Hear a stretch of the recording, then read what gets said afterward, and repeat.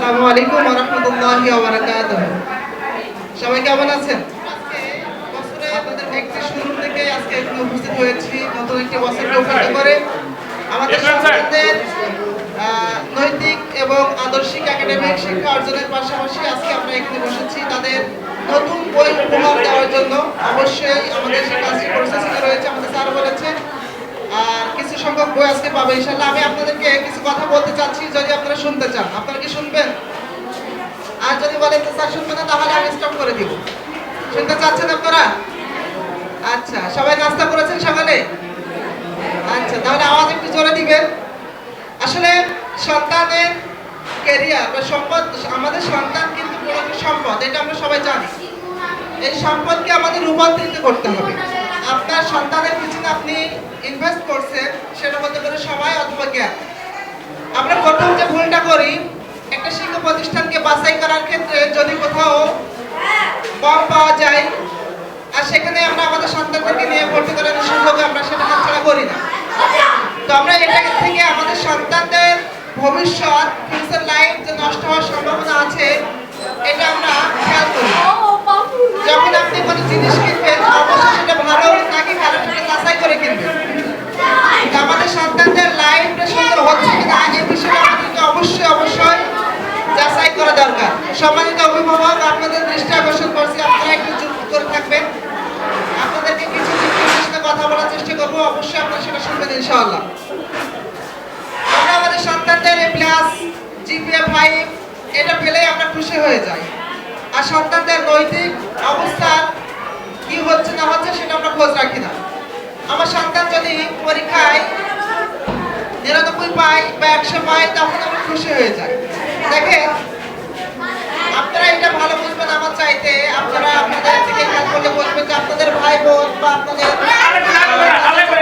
সংখ্যা ছিল যে একটা মায়ের সন্তান ছিল 10 জন বা 11 জনের মতো বা 8 জন বা 9 জন ছিল, কিন্তু এখন বর্তমানে হচ্ছে আমাদের সন্তানের সংখ্যা 1 জন অথবা 2 জন, 2 জনের বেশি হচ্ছে না, সম্ভব হলে একজনই হচ্ছে। আর আমাদের সকল আশা আকাঙ্ক্ষা কিন্তু ওই একজনকে নিয়ে কিন্তু হচ্ছে। সে যদি GPA 5 পায় তবু আমাদের তার প্রতি একটা খারাপ ধারণা আসছে যে বেশি ভালো কিছু করলে না কেন। সে যদি পাশও করে তবু আমাদের তার থেকে আকাঙ্ক্ষাটা থেমে থাকছে না যে সে আরো ভালো কিছু করলো না কেন। তো সন্তানদের একটা চাপে আমরা রেখে দিচ্ছি, অথচ আমরা যখন বড় হয়েছি, আমরা 4 ভাই এবং আমরা হচ্ছে 2 বোন ছিলাম 6 জন। তো আমাদের বাবা মা আমাদের কাছ থেকে কি প্রত্যাশা করেছিল? আপনারা আমার সাথে বেশি বুঝবেন, আপনাদের বাবা মা আপনাদের কাছ থেকে কি প্রত্যাশা করেছিল? আমরা সকালে ঘুম থেকে উঠে পরিষ্কার পরিচ্ছন্ন হয়ে বক্তব্যে গিয়েছি, সেখানে লেখাপড়া করে সেই স্কুলে গিয়েছি। আমাদের লেখাপড়ার একটা ফ্রি টাইম ছিল, আমরা বিকালে খেলাধুলা করেছি। কিন্তু আমি এখন যদি আপনাদেরকে বলি, আপনারা কি আপনাদের সন্তানদেরকে সেই সুযোগটা দিচ্ছেন? দিচ্ছেন না। যখন আপনার সন্তান ক্লাস 8 উঠছে বা 9 উঠছে, সে কোন ডিপার্টমেন্টে লেখাপড়া করবে, সায়েন্স, আর্টস, কমার্স, এটা নিয়ে আমরা কিন্তু তাদেরকে চাপ দিচ্ছি। তার ইচ্ছা আর্টস নিয়ে পড়া, আপনি বলছেন না তোকে সায়েন্স নিতে হবে। তার ইচ্ছা হচ্ছে সে কমার্স নিয়ে পড়বে, আপনি বলছেন না তাকে সায়েন্স নিয়ে পড়তে হবে। তো ব্যক্তির একটা স্বাধীনতা আছে, ব্যক্তির একটা আশা আকাঙ্ক্ষা আছে। আপনি যখন তাকে জোরপূর্বক কিছু চাপিয়ে দিবেন তখন কিন্তু তার কাছ থেকে আশার কোনো ফল পাবেন না। আপনার সন্তানের মানসিক চিন্তার স্বাধীনতা যদি আপনি দিতে না পারেন, ওই সন্তানের কাছ থেকে আপনি ভালো কিছু না, অবশ্যই সে খারাপ কিছু আপনাকে উপহার দেবে। হয়তো সে এখন দেবে না, যখন আপনি এটা খেয়াল করেছেন কিনা জানি না, আপনার সন্তানের কাছে যখন মোবাইল ফোন থাকে আর সে যখন গেমে আসক্ত হয়ে যায় বা ভিডিও গেমস খেলে, আপনি যখন 1 বার 2 বার 3 বার তার দিকে ডাকেন, সে কিন্তু মনে মনে ক্ষিপ্ত হয়ে যায় এবং আপনার মধ্যে একটা খারাপ ধারণা তার ভিতরে তৈরি হয়ে যায় এবং সে কিন্তু মনে মনে রাগান্বিত হয়ে যায়। দেখবেন এই প্রতিক্রিয়াটার সৃষ্টি হচ্ছে। তাহলে আমাদের সন্তানরা যখন কান্নাকাটি করে, আমরা তাদেরকে থামানোর জন্য একটা মোবাইলে ভিডিও দিয়ে বা একটা হাসির কিছু দিয়ে তাকে দেই এবং বলি যে বাবা এটা তুমি দেখতে থাকো। তাহলে এই সন্তানদের আমরাই কিন্তু গাইড করছি, এই সন্তানদেরকে দিক নির্দেশনা আমরাই কিন্তু দিচ্ছি। একটা পিতামাতা তার সন্তানকে নিয়ে গর্ভধারণের পূর্ব মুহূর্তে এতটা ভাবে না যতটা তাকে প্রসব করার পরে তাকে ভাবে। আপনার সন্তান পৃথিবীতে আসার আগে আপনাকে যেভাবে ভাবা উচিত ছিল আমরা সেভাবে ভাবি না। আমাদের সন্তান পৃথিবীতে আসার পর আমরা তাদেরকে নিয়ে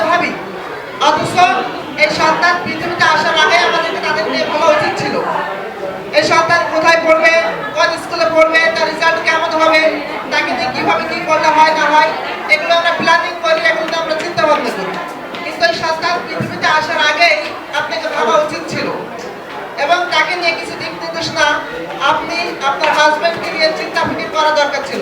আমাদের একটা সন্তান আসবে পৃথিবীতে, আমরা তাকে নিয়ে কিভাবে গাইড করবো, তাকে নিয়ে কিভাবে নার্সিং করবো, কিভাবে প্ল্যানিংটা করলে আপনার সন্তান আদর্শিক, নৈতিক এবং দেশ ও জাতি গঠনে সর্বোচ্চ ভূমিকা রাখবে।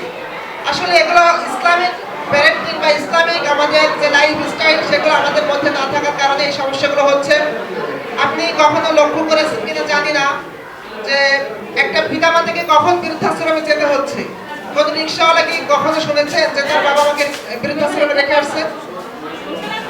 আপনারা কি কখনো শুনেছেন যে মসজিদের কোনো মুয়াজ্জিন সাহেব তার বাবা মাকে বৃদ্ধাশ্রমে রেখে আসছে? এগুলো হয়তো কখনো শুনেননি। আপনারা শুনেছেন ডক্টর, ইঞ্জিনিয়ার, বড় বড় অফিসারদের বাবা মা তাদেরকে বৃদ্ধাশ্রমে রেখে আসছে। কারণ কি জানেন? কারণ হচ্ছে মানুষের একটা স্বভাব হচ্ছে সে যার সাথে বেশি সময় দিবে, যার সাথে বেশি উঠা বসা করবে, তার সাথে তার একটা আন্তরিকতা, একটা ভালোবাসার সেতু বন্ধন তৈরি হয়ে যায়। যখন আপনি আপনার সন্তানকে সকালে ঘুম থেকে উঠেই তার পিছনে একটি ব্যাগ চাপিয়ে দিচ্ছেন আর বলছেন যে বাবা যাও তুমি স্কুলে চলে যাও, আর আপনি চলে যাচ্ছেন অফিসে, তখন এই সন্তান আপনার মধ্যে একটা দূরত্ব তৈরি হচ্ছে, একটা দেওয়াল তৈরি হয়ে যাচ্ছে। আপনি সম্পদ অর্জন করবেন, কিন্তু শ্রেষ্ঠ সম্পদ হচ্ছে আপনার সন্তান। সেই সন্তানের জন্য এমন কিছু করেন যে সে যেন নষ্ট না হয়ে যায়। একটা সন্তানকে গড়ে তোলার জন্য কতটুকু সম্পদের প্রয়োজন হয় এটা আপনারা অবশ্যই অনুমান করতে পারবেন।